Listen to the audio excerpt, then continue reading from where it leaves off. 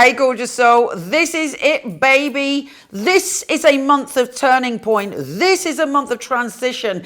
Our lives will never be the same again as finally Pluto leaves Capricorn once and for all, well, for a good 200 years, and we are free of a cycle that we have been in since 2008. Liberation and transformation is on its way. Here's your monthly astrology.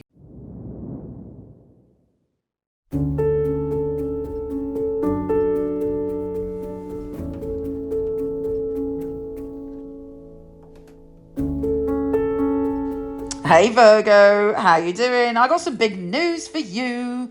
Pluto is leaving the position which is your pleasure zone, and joy, happiness, love, laughter and optimism. So Pluto's been saying to you, come on now, what really makes you happy? What relationships make you happy? What brings you joy? And since 2008, you've been learning those lessons. How has it been for you? You know, what interesting experiences have you had?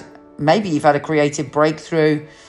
Maybe you've learned about what truly makes you happy, but it's come in a way that's connected to loss in some way. I mean, you know, Pluto is quite a heavy teacher, but you are coming through that now. It's going to be a brand new time for you. And Pluto is going to now teach you about your routine, your health and well-being, your habits, and how you can really be of service to yourself and others in a new way. But it will mean changing and really examining your habits and your patterns. But that's a gift, because when we change a pattern, our whole world changes. So in the small things, great things will come, is Pluto's message to you.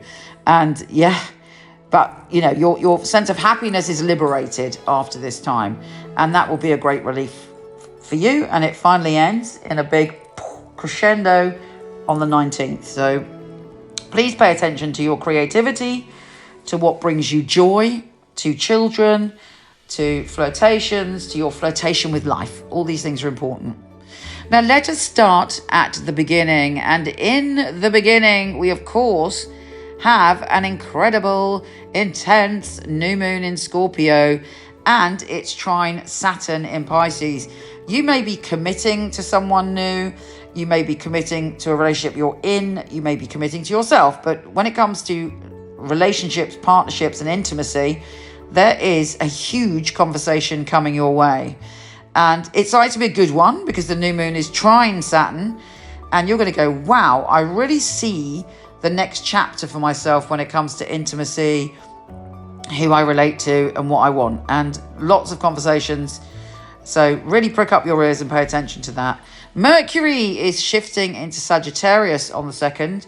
And you're also focusing from now and the end of the month in your home and family. And again, important conversations, important decisions. Make those decisions, particularly if you're thinking of moving or doing something radical around your home, before Mercury goes retrograde. It's starting its shadow period this month. So make those decisions, you know, halfway through the month if you can. Mars is also entering Leo on the 4th. You've had quite a good run, really. You've probably been feeling quite outgoing, quite excited, quite much more attending events, being maybe more visual online. And now you're going inward. Mars is a planet of action, and it's going into your 12th house, which is all about really your spirituality and meditating and using your intuition and looking at signs and symbols. So it is a very different vibe. It's not there for very long because it's retrograde. So it's going in, coming out, and then going in again in April. So use this time to use your intuition to say to the universe, send me synchronicities that I can work with. But take the time to do, if you want to do physical stuff like yoga, tai chi, anything that's physical and spiritual will be really, really good for you and really uplift you. The Mercury retroshadow starts on the 6th, actually, but really it's kicking in quite slowly. Now, Venus is entering Capricorn, which I think is amazing. I'm quite joyful about the fact that Venus is entering Capricorn on the 11th, 8 days before Pluto leaves Capricorn, I'm hoping that means we're all going to get a little gift. So look out for a creative reward, some amazing, uplifting soul flirtation, some joyfulness, optimism and laughter coming your way from the 11th onwards. The full moon in Taurus is conjunct Uranus, the planet of the unpredictable. It may be that someone says, let's go on a journey. You may be invited to do something that pushes you out of your comfort zone, but it can also be quite thrilling and quite exciting. It could be that suddenly you want to study something, or you might decide to express yourself in a unique way, and there are rewards for that. But certainly something to do with traveling or overseas could be part of this surprise one way or the other. I mean, as you know, it's gonna happen in ways sometimes we can't predict, but that's the theme. What else is happening? Obviously, Mercury is your ruler, so when it goes retroshadow, do start to pay attention because it impacts you more than most people. Mercury is also trine Chiron on the 19th, so you're doing a lot of deep healing this month on the same day that Pluto goes into Aquarius.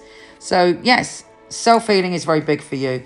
The sun enters Sagittarius, and again, it's home and family all the way. There may be someone from your past popping up, someone you lived with, or an old family member you haven't seen popping up when Mercury is retrograde. Or you may visit somewhere you used to live, but it has a profound effect on you. It has quite an emotional effect on you, and it makes you think about, I want comfort, I want security, and I want nurturing. Take care, gorgeous, and I'll speak to you soon.